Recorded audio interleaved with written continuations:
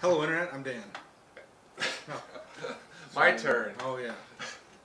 Hey, Internet. I'm Chaz. And I'm Dan. Welcome to Wine is Serious Business. This is episode 260, which, if you do the math, that's 5 years worth of weekly shows. I can't believe it's gone on this long. I can't either. But here we are. But it's been a blast, and we're really happy to share this special episode with a great friend who's introduced us to, I think, more good wine than anybody I drink with.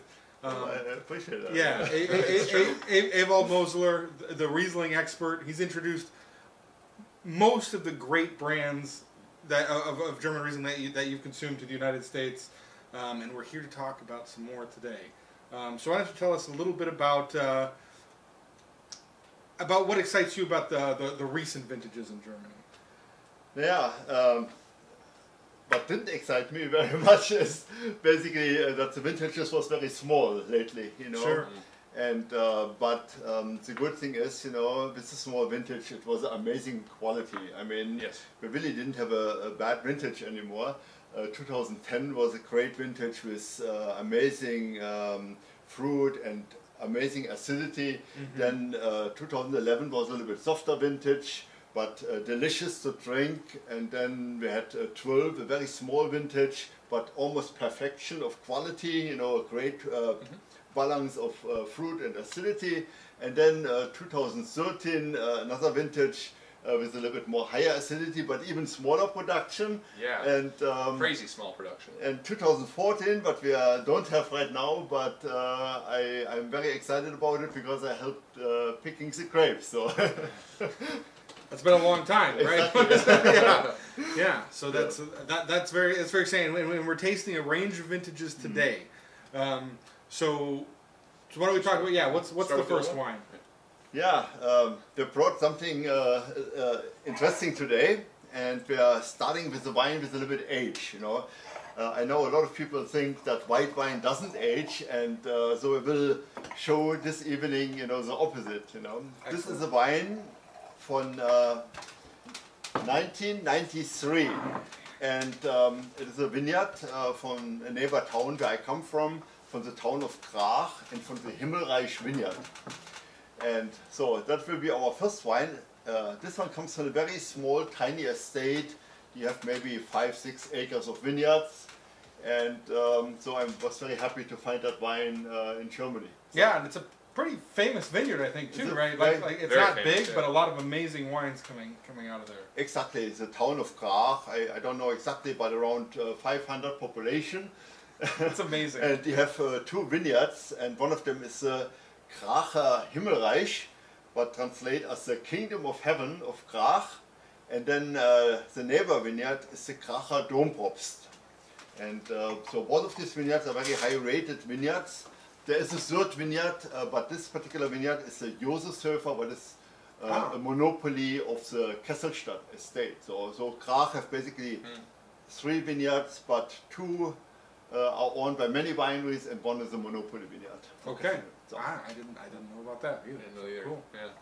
So the Graacher Himmelreich was the first vineyard that I ever fell in love with when I started to really discover German wines. And really? Yes, it was my absolute favorite. Bought a lot of wine and have a lot of wine from this vineyard. And to go to Germany last year and actually see the place, it's remarkable how small it is. Yeah. We get a lot of great wine here in Portland. And when you actually see the production where it's produced at, it's surprising how small it is. Yeah. So yeah, thanks for bringing it in. This is awesome. Yeah, and when you look at this color here, you know, right. It's golden yellow. The wine is so bright, you know, and that is over 20 years old. That's incredible. It's old enough to drink. Yeah. So cheers. Yes. Yep. Thanks for coming on the show. Thank you. I'll leave it hanging. Yeah. Oh man, this smells good. Yeah, lots of like young, crisp apple flavors, plenty of peaches going on underneath everything. The sort of like gassy or petrol-y aromas are not as strong. No, right? It's definitely more fruit driven. I mean, there's a little bit of that you'll see, like, oh, you get that out of German wines, and it's there, but it's definitely more fruity and youthful characters of fruit on the nose. You know, even this wine here, you know, have around 8% alcohol, it have residual sugar, but I talked to the winemaker, and she is a woman, you know, Claudia Pohl is the winemaker. She said at that time the residual sugar was quite low. I mean, not. I mean, the sweetness is very balanced, and I think now with a little bit age, what brought the sweetness down a little bit. I mean, it's, for me, it is a perfect food wine. Nice. You know, so. Yeah, the acidity is still crisp. I would never guess the age of this wine if poured blind. I would believe that it was a current release. Even if somebody told me that, I wouldn't argue. I'm trying to think if I was tasting it blind, I'd guess maybe. There's a little bit of something on the edges of like I always get like an edge of the cheeks on the sides of the tongue. It's like a I want to say a muskiness because it's not that, but it's like it's like a flavor that I get with aged white wines. Sure. So there's a little something there that's telling me that this is older than 10 years old. Sure. But I would never get. I would probably say like 2000 or something, or like 2002. This is surprising for over 20 years old. Yeah. It's so fresh. The fruit profile is just all young apples, green apples, some lemon, some lime, a little bit of like the small oranges, like the like burst of that in the mid palate, and the acidity drags on for a long time. It tastes just wonderful. So. And I think you don't get that fresh, sweet fruit flavors anymore. Now they have a little bit more this compact minerality, and and it's really a compact wine, and And is that a change that you've seen over the years? You mean stylistically that people have moved towards making that more compact wines, or do you think the vintages? No, I think with the age, the wine gets more compact with the age. When you drink this wine as a young wine, and that is why I brought also 2 younger wines in the same ripeness level. So all of them are Spätlese, but in a young wine you get this fresh fruit, and it can be peaches or apricot or apple. So the fresh fruit is very forward.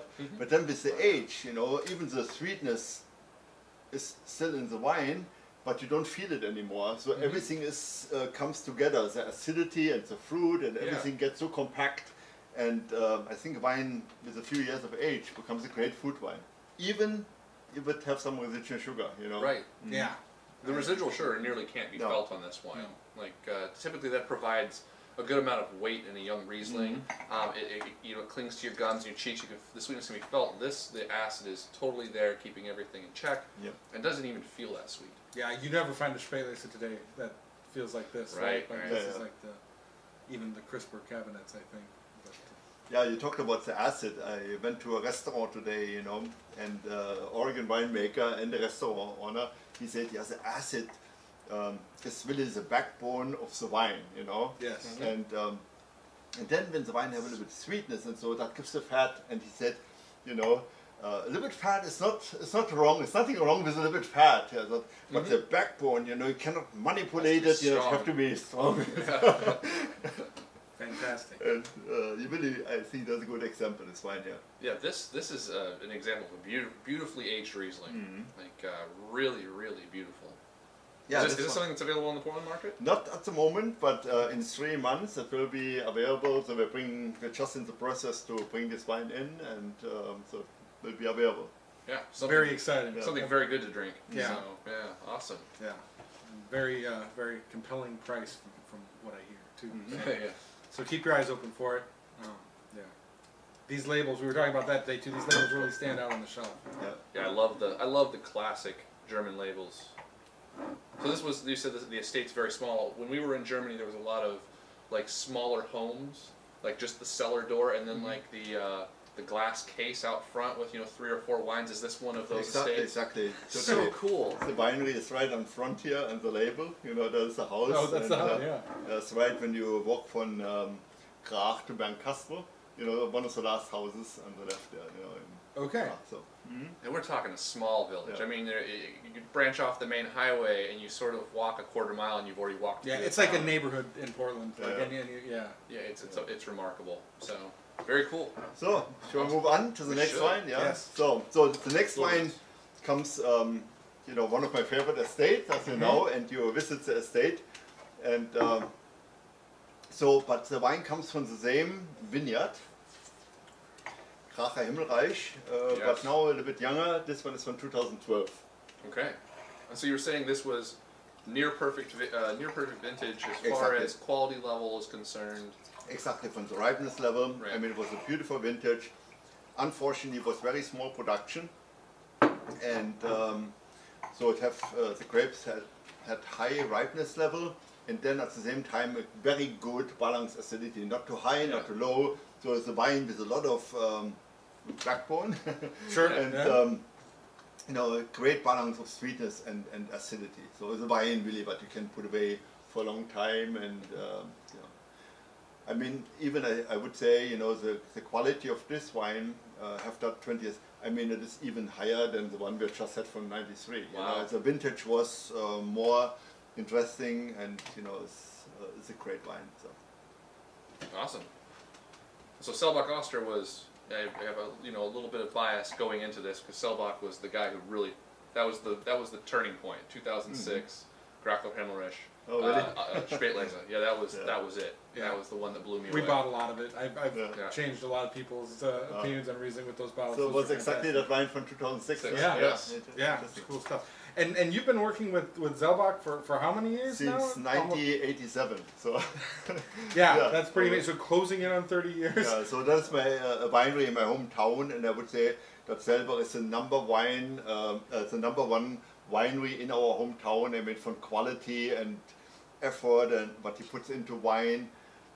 He have a great estate that is called Selbach-Oster, but he's also a wine merchant for many other estates all over Germany. He ships wine to many countries in the world, you know, for other wineries. So he's really very. And was he making the wine in '87, or was his father doing it then? In what year you mean? In '87? In '87. It's a tough question, I guess, to go back. Yeah, in I time, don't but- know. I don't know exactly. You know, I mean, Johannes definitely was involved. I said no. Johannes was still in America at the time in '87, so it was Sure. the father who made the wine. Yeah, Sure. Cool. exactly. So he came. I don't know exactly. Maybe 2-3 years later in the winery, they working together. But in '87, he was definitely not in the winery. So Yeah, but it was a great visit, interesting wines, and he's always so interesting to talk to too.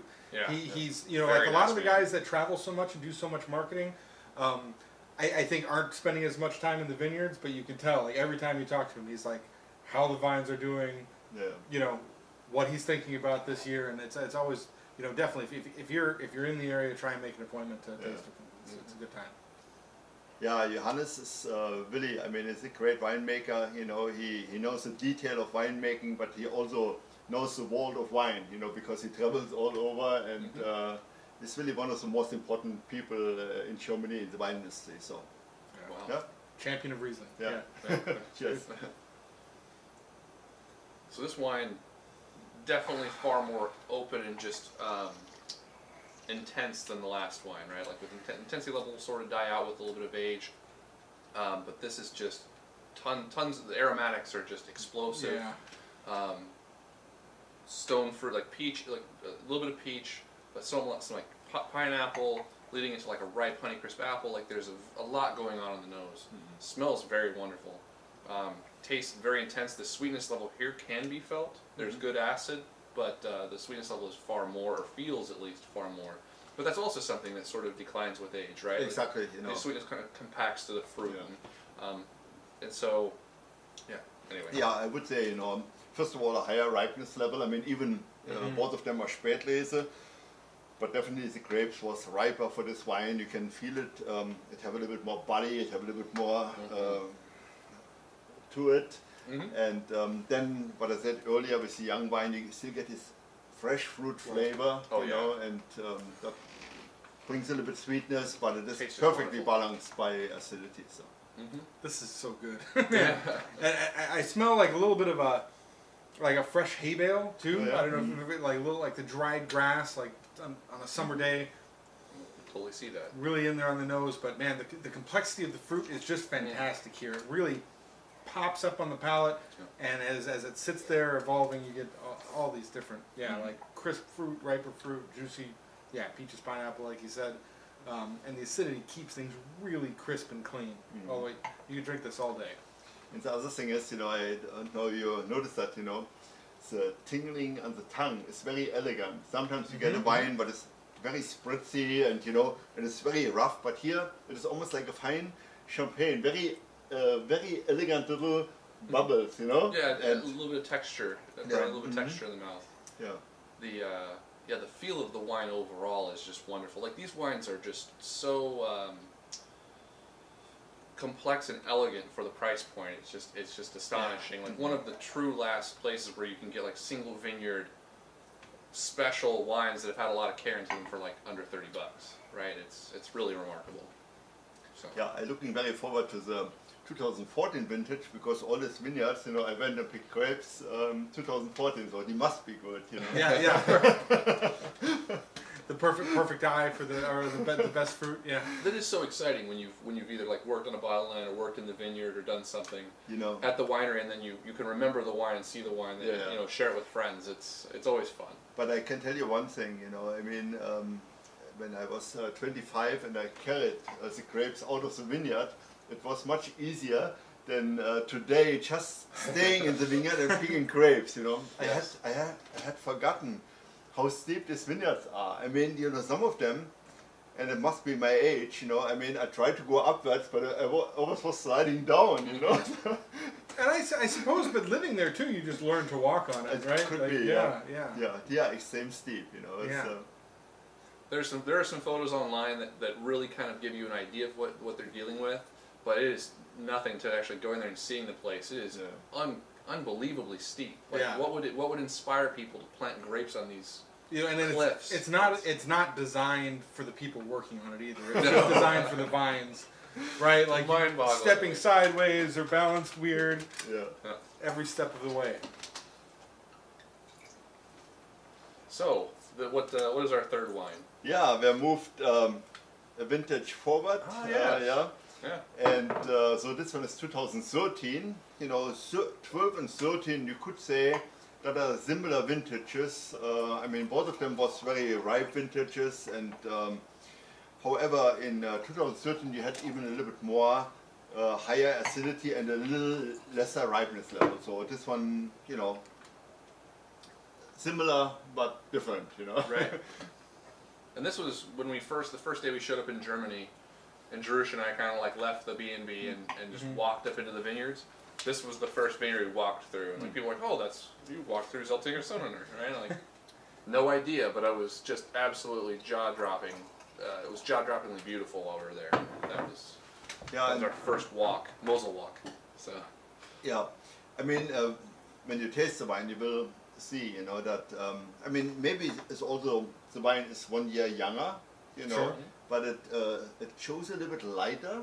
You know, it's not it's quite richness and roundness like in the 2012 Graacher Himmelreich, and you will also notice this acidity, you know, but have a little bit more bite to it, you know. So, and it's Zeltinger Sonnenuhr right next to the Wiener Sonnenuhr, and you know that is one of the highest rated vineyards in Zeltingen, and I have to say that's also one of the steepest ones, you know. yeah, that one leads like right down to the highway. Yeah. Right. Yeah. Basically, Selbach have different sections. You know, there's. I mean, I was amazed. You know how many vineyards. Some of them are right below a cliff, and then some of them go down to the river, and then a little bit higher elevation. I mean, there's different spots, and you know, Yes. and yeah. Cheers. All right. Cheers. So I was gonna say, about the 13. So the vintage was a considerably lower yield from what I learned, because there was problems during like bud break, right, or when there was a freeze during bud break, would be called? Exactly. Yeah. So they have significantly less yield of the 20. They significantly less fruit in 2013 than they did in 12. Exactly. Yeah. And then on top of that, it was kind of a colder year, right? Like the rain was a lot of rain, and exactly. Yeah. So the wine came out different. But when we were there tasting through all the 13s, they were just this wonderful acid and just super bright, lean fruit, and I just fell in love with all of them. Yeah, for me it's the same. I mean, a lot of people say, "Oh, 12 was this beautiful vintage. Everything was so perfect." But I mean, wine is very personal anyway, you know. And for me, when I tasted the 13, the same like you, I like that. I like always this little bite to it. You know, A little bit of nervousness, exactly. a little bit of like rigid. Like it was almost rigid at times. I liked that. I liked that tension. It was- Exactly. really fun. So, and great to kind of see. It's almost like Oregon with like 2008 and then like 2010, and everyone's worried and it's going to be a disaster, and the wine comes out just beautiful. Right? It's fantastic. So, yeah. A little bit of acidity makes some magic happen, I think. Yeah. So still great intensity on the palate, but yeah, the acidity here almost goes over the top of the sugar. The sugar level can still be felt, right? Like it's there, no doubt in the cheeks. I can feel it in my teeth a little bit, but the acid is just explosive. It just blankets the tongue. Yeah. And it even smells a little more austere, right? Getting a little more like lemons, a little more like Totally. less ripe green apples. Still getting a little bit of that dried grass in the summer, but not quite as much in the sense of mineral. Like the stones, I think, are showing in the nose here. But I think the sweetness also in this wine, is totally covered by the lemony acidity, or I mean, you get a touch of sweetness and so, but you get this very clean, bright lemony finish on it. Definitely, and it's it sits a lot higher on the palate. It remains kind of like light and kind of precise feeling all the way through, which is really crystalline maybe. Yeah. So as I say, is like the sense of minerality on this wine, I can feel far stronger than the 12, where the fruit profile is definitely the thing that's more forward. This is the minerality is there throughout the entire thing, kind of along with the fruit and the acid, and it's just awesome. Yeah, this is a 13 that I very much enjoy. And just enough sweetness, I think, too, right? I think if this specific one had been fermented all the way dry, it'd be a tough wine, right? Yeah. At this point in time, but I think right now the balance is there. This is good. It's refreshing. And the other thing, I mean, you have been at the winery and you talked to Johannes, and you may remember, it is not the goal for Johannes to make the biggest wine in the world. I mean, he is really looking for the best what's the terroir, what a particular vineyard has to offer. So he always said, I want to make very honest wine. So he doesn't want to manipulate the wine or the shows bigger, not have a big Auslese and call it Spätlese. He wants a really, honest wine, but gives the best reflection of the individual vineyard and so. And I think that's a good example. Selling a Sonnenuhr, a vineyard on your rocks, you feel this rocky soil, it's lean and have minerals and so. It's not fat and anything, and it's perfectly balanced, There's literally no dirt in the vineyard. It's like just crumbled slate. It is crazy. Yeah. And it's something I really love about the German producers, that they make so many different bottlings that it really does give them a chance to let the specific sites express themselves and like do these breakdowns that that let specific traits show, even for different styles of sweetness and the very specific different vineyard blocks. And like you said, I think Johannes does a fantastic job of really trying to show that off every year. Look for his vineyard, the single block bottlings he does. Special. The Schmidt, Anrecht, and Rotle, like always fascinating wines. And those wines are you will not see designate like Spätlese or Auslese or Cabernet on them. They are pretty much made to whatever he thinks they should be made to that year. So sometimes they'll turn out to a Baron Auslese, and sometimes they'll be a Cabernet. Yeah, not Baron Auslese, but with this single spot. He really he doesn't do a lot of or no selection. He goes into the vineyard and harvests the vineyard as it is, and.